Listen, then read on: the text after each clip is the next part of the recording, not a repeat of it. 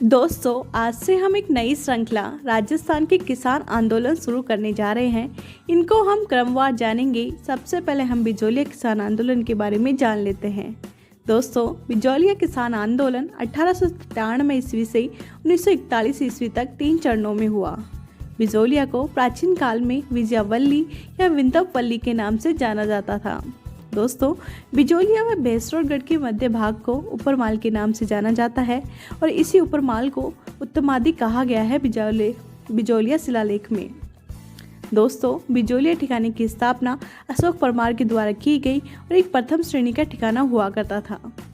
दोस्तों, ये जागीर अशोक परमार को राणा सांगा द्वारा खानवा के युद्ध के बाद भेंट की गई थी, उनके पराक्रम को सुसज्जित करने के लिए। लेकिन दोस्तों, बिजोलिया किसान आंदोलन का कारण इनके 83 गांवों के समूह में से 84 प्रकार के करों का लिया जाना था। बिजोलिया किसान आंदोलन का प्रथम चरण जान लेते हैं। ये 1897 से 1915 ईस्वी तक चला। 1894 की बात है। राव गोविंद दास की मृत्यु के बाद कृष्ण सिंह नया जागीरदार बना, तो इसके समय किसानों से 84 लागें ली जाती थी और उपज का आधा लगान के रूप में और बिजोलिया की जनता से भी बिगाड़ की जाती थी। अब 1897 ईस्वी में गिरधारीपुर गांव में गंगाराम धाकड़ के पिता की मृत्यु भोज के अवसर पर जनता ने अपनी समस्याओं को महाराजा तक पहुंचाने के लिए नानजी पटेल व ठाकरी पटेल को चुना और महाराजा के पास भेज दिया। महाराजा ने जांच के लिए हामिद हुसैन नामक अधिकारी भेजा, लेकिन इसकी शिकायतों को सही मानते हुए भी महाराजा ने कृष्ण सिंह पर कोई कार्रवाई नहीं की। इस पर कृष्ण सिंह ने 1903 में चवरीकर यानी कि बेटी के ब्याह पर कर और लगा दिया, जिससे किसानों का गुस्सा फूट पड़ा और जागीरदारों को झुकना पड़ा। करों को आधा से उठाकर 2/5 करना पड़ा। लेकिन 1906 में एक नए जागीरदार पृथ्वी सिंह ने तलवार बंधाई नाम से एक नई लाग लगा दी। किसानों ने साधु सीताराम दास, फतेह करण चारण और ब्रह्मादेव के नेतृत्व में जागीरदार के कदम का विरोध किया। वर्ष 1914 में पृथ्वी सिंह पुत्र केसी सिंह के वंशज की मृत्यु पर मेवाड़ राज्य की ओर से अमर सिंह राणावत को प्रशासक नियुक्त किया गया और भूमि कर घटाकर हाफ से 1/3 कर दिया गया। बिजोलिया किसान आंदोलन का द्वितीय चरण को जानेंगे। दूसरे चरण की शुरुआत 1916 से 1922 के मध्य चलाइए। साधु सीताराम दास के आग्रह पर 1915 ईस्वी में विजय सिंह पथिक बिजोलिया का आंदोलन से जुड़ गए और आंदोलन में एक नई चेतना भर दी। 1917 में पथिक जी ने उपरमाल पंच बोर्ड की स्थापना बेरीसाल भीलवाड़ा में हरियाली अमावस्या के दिन कर दी। दोस्तों, इस आंदोलन को देशव्यापी गणेश शंकर विद्यार्थी के प्रताप समाचार पत्र ने बना दिया। माणिक्यलाल वर्मा ने पंचड़ा गीत लिखा और मुंशी प्रेमचंद ने रंगभूमि नाटक भी इसी आंदोलन पर लिखा। दोस्तों, अब इस आंदोलन को शांत करने के लिए मेवाड़ सरकार ने 3 सदस्यीय दल भेजा। बिंदुलाल भट्टाचार्य, अमर सिंह व अफजल अली। इन्होंने लागे हटाने का सुझाव दिया, पर मेवाड़ सरकार ने नहीं माना। 1919 ईस्वी में वर्धा से राजस्थान केसरी और 1925 में अजमेर से नवीन राजस्थान नामक समाचार पत्रों में पथिक जी ने बिजोलिया आंदोलन को छापा, जिससे 11 फरवरी 1922 को किसानों व सरकार के मध्य समझौता हो गया, जिसमें 35 लागतें कम करने, तलवार बंधाई की राशि कम करने, बेगार न लेने, किसानों पर मुकदमे उठा लेने की शर्तें थी और इसी के साथ दूसरा चरण भी समाप्त हो गया। तृतीय चरण को जान लेते हैं। तृतीय चरण में जब 1922 में सरकार और किसानों के मध्य समझौता तो हुआ, लेकिन उसकी पालना नहीं की गई और 1927 में विजय सिंह पथिक बिजोलिया किसान आंदोलन से अलग हो गए। अब पथिक जी के जाने के बाद नेतृत्व माणिक्यलाल वर्मा ने किया, जिसमें जमनालाल बजाज एवं हरिभाऊ उपाध्याय ने इनकी सहायता की। दोस्तों, वर्ष 1941 में मेवाड़ के प्रधानमंत्री सर टी विजय राघवाचार्य ने फाइनली राजस्व मंत्री डॉक्टर मोहन मेहता को इस समस्या का समाधान करने के लिए बिजोलिया भेज दिया। अतः माणिक्यलाल वर्मा ने अपनी सारी शर्तें मनवाकर बिजोलिया किसान आंदोलन को समाप्त किया। दोस्तों, बिजोलिया आंदोलन 1897 ईस्वी से 1941 ईस्वी तक 44 वर्षों तक चलने वाला भारत का सबसे पहला, सबसे बड़ा और पूर्णतः अहिंसक आंदोलन था। बेंगू किसान आंदोलन को जान लेते हैं। बेंगू आंदोलन बेगार प्रथा से सर्वाधिक प्रभावित हुआ था। यहाँ 25 प्रकार की लागतें ली जाती थी। अतः विजय सिंह पथिक, रामनारायण चौधरी व माणिक्यलाल वर्मा ने बेंगू के किसानों को संगठित किया। इसकी शुरुआत 1921 मैनाल के भैरूकुंड नामक स्थान से हुई। दोस्तों, इस आंदोलन का नेतृत्व पथिक जी के कहने पर रामनारायण चौधरी ने व महिलाओं का नेतृत्व इनकी पत्नी अंजना चौधरी ने किया। बेंगू के राव अनूप सिंह ने आंदोलन दबाने का काफी प्रयास किया, लेकिन बाद में विवश होकर किसानों से समझौता करना पड़ा और यह मेवाड़ में किसानों से प्रथम समझौता था। दोस्तों, मेवाड़ सरकार ने इसे बोल्शेविक समझौते की संज्ञा देते हुए राव अनूप सिंह को उदयपुर में ही नज़रबंद कर दिया और लाला अमृतलाल को मुंसरिम नियुक्त कर दिया। फिर आया ट्रेंच कमिश्नर, जिसने ये सभी बेकार लागत या लगानों को सही ठहराया और ट्रेंच के इस निर्णय का विरोध करने के लिए 13 जुलाई 1923 को किसानों ने गोविंदपुरा गांव में इकट्ठे हुए, जिस पर ट्रेंच ने गोलियां चलवा दी। रूपाजी और कृपाजी धाकड़ मारे गए। 1500 किसानों को गिरफ्तार कर लिया गया, लेकिन इस आंदोलन की वजह से 34 लागतें कम कर दी गई और आंदोलन समाप्त हो गया। अलवर या नीमूचाना किसान आंदोलन के बारे में। अलवर में 80% भूमि खालसा थी और 20% भूमि जागीरदारों के नियंत्रण में थी और इन खालसा क्षेत्रों वाले किसानों को भू स्वामित्व का अधिकार प्राप्त था, अतः उन्हें विश्वेश्वरदार कहा जाता था। दोस्तों, अलवर में 1876 ईस्वी में ब्रिटिश पद्धति पर पहली बार भूमि बंदोबस्त किया गया। अलवर में लगान वृद्धि के विरोध में राजपूत किसानों ने 1924 में आंदोलन किया। फिर जनवरी 1925 में राजपूत किसानों ने दिल्ली में अखिल भारतीय क्षत्रिय महासभा के अधिवेशन में भाग लिया और पुकार नामक पुस्तिका में अपनी समस्याओं को प्रकाशित करवाया। दोस्तों, 7 मई 1925 को किसानों की शिकायतों की जांच के लिए महाराजा जय सिंह ने आयोग का गठन किया और 13 मई 1925 को किसान नीमूचाना गांव में सभा कर रहे थे तो कमांडर छज्जू सिंह ने सभा पर गोलियां चलवा दी। इस घटना के बाद छज्जू सिंह को राजस्थान का जनरल डायर कहा गया। गांधी जी ने यंग इंडिया पत्र में इसे दोहरी डायरशाही की संज्ञा दी और रियासत समाचार पत्र में इसकी तुलना जलियांवाला बाग हत्याकांड से की गई। मेव किसान आंदोलन को जानेंगे। मेव किसान आंदोलन अलवर में हुआ, जिसका नेतृत्व मेव नेता चौधरी यासीन खान ने किया।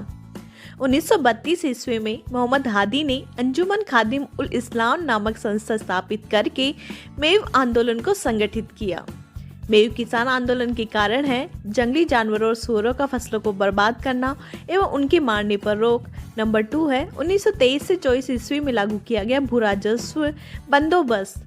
दोस्तों, शुरुआत में तो मेव आंदोलन आर्थिक स्वरूप लिए हुए था, लेकिन बाद में सांप्रदायिक रंग लेने लगा।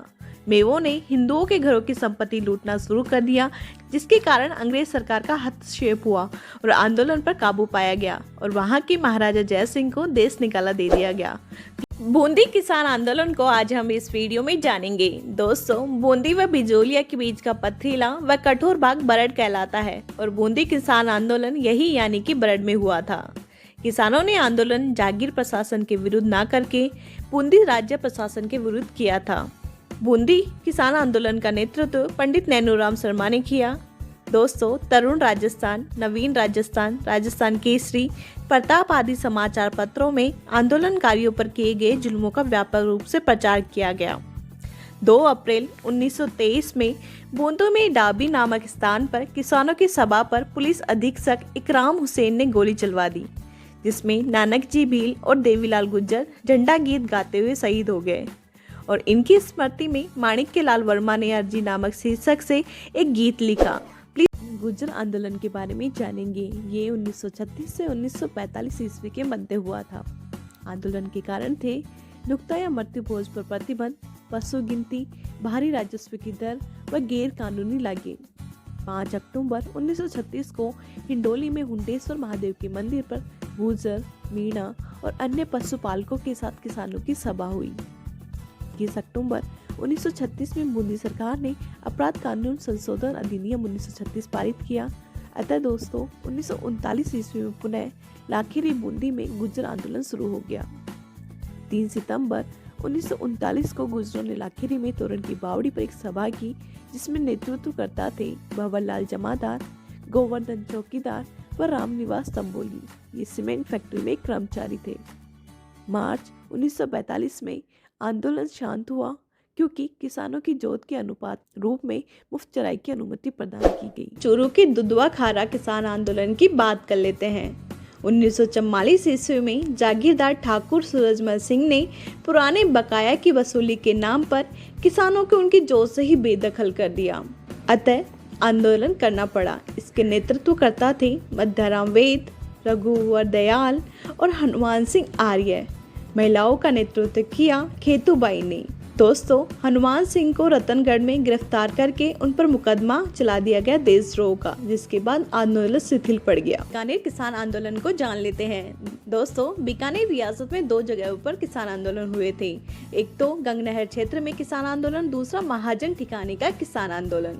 सबसे पहले जान लेते हैं गंगनहर क्षेत्र का किसान आंदोलन। दोस्तों, इसके कारण थे गंगनहर से पानी की मात्रा में कमी, दूसरा सिंचाई कर, तीसरा जमीनों की किस्तें चुकाने एवं चढ़ी हुई रकम पर ब्याज। तो 1921 में किसानों ने जमींदार संघ की स्थापना करके अपनी मांगों का एक प्रार्थना पत्र सरकार को दे दिया। चूंकि बीकानेर के महाराजा गंगा सिंह स्वयं नहरी क्षेत्र का विकास करना चाहते थे, तो उन्होंने लगान और पानी की दरों में अपने आप छूट दे दी। दूसरे की बात करें तो यह था महाजन ठिकाने का किसान आंदोलन। यहाँ किसानों ने जब तक लगान न देने का निश्चय किया, जब तक कि महाजन अनुचित लागतें, बेगार व भू राजस्व में सुधार न कर दे। लेकिन राज्य अधिकारियों ने इस आंदोलन में अपनी मध्यस्थता शुरू कर दी, जिससे लगान कम करवा दिया गया और आंदोलन भी शिथिल हो गया। मेवाड़ जाट किसान आंदोलन को जानेंगे। यह महाराणा फतेह सिंह के शासनकाल में 22 जून 1880 को चित्तौड़गढ़ के राजमी परगना में मात्र कुंडिया में आंदोलन हुआ और इसका कारण नई भू राजस्व व्यवस्था था, जिसके विरुद्ध जाट किसानों ने प्रदर्शन किया था। मारवाड़ किसान आंदोलन को जानेंगे। मारवाड़ राज्य द्वारा 29 अक्टूबर 1923 को मादा पशुओं के निर्यात पर प्रतिबंध हटाने से मारवाड़ से बड़ी संख्या में पशु बाहर जाने लगे। किसानों ने इसका विरोध किया। उनका साथ जयनारायण व्यास और हितकारिणी सभा ने नेतृत्व करते हुए दिया, जिसके कारण 1 सितंबर 1924 को पशुओं एवं घास फूस के निर्यात पर प्रतिबंध लगा दिया गया और यह मारवाड़ के किसानों की विजय थी। पुनः जुलाई 1931 को खालसा क्षेत्र के किसानों ने भी बिगोड़ी यानी कि प्रति बीघा कर के विरुद्ध आंदोलन शुरू कर दिया और इसके आक्रामक होने की वजह से 16 जून 1934 को बिगोड़ी कर 1 रुपये पर 3 आने को कम कर दिया गया और खालसा क्षेत्र का आंदोलन समाप्त हुआ। अब 28 मार्च 1942 को चंडावल में उत्तरदायी शासन दिवस मनाने एकत्र हुए किसानों पर जागीरदार ने दमन चक्र चलाया। गांधी जी ने इस नृशंस कृत्य की निंदा करी। 13 मार्च 1947 को मारवाड़ लोक परिषद ने डाबड़ा यानी कि डीडवाना में एक किसान सम्मेलन में जागीरदार के सशस्त्र लोगों ने हमला कर दिया, जिससे 12 व्यक्ति मारे गए और इस डाबड़ा कांड की वंदे मातरम, लोकवाणी और प्रजा सेवक आदि समाचार पत्रों में कड़ी आलोचना की गई। Please like